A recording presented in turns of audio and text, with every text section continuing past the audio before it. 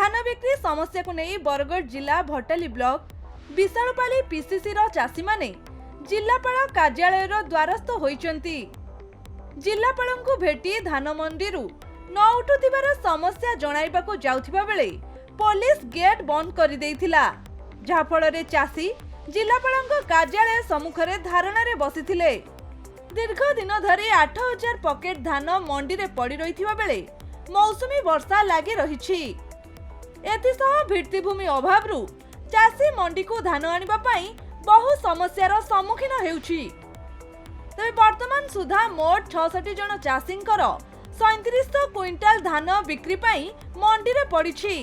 इनके आसनु आमे collector office वाले इनु कहउछन गेट के देइ नेबे हैं विशालपाली मंडी नु याद एई छु 50-60 लोग धान हमें धान पकई छु धान बिगबार लागि हमर इटा समस्या है आ किछि हमर दूसरा समस्या की जिंदू से मंडी रे टार्गेट नथिबारु चाषी धान बिक्री रु वंचित हेउथिबा बेले यथा शीघ्र संपूर्ण धान उठा जाउ बोली सेमाने दाबी करिसंती। तबे परे जिलापाल कार्यालय को डाकी चाषी सहित आलोचना करिसंती। बरगढ़ हरिश्चंद्र भोईंक रिपोर्ट, खबर ओडिशा।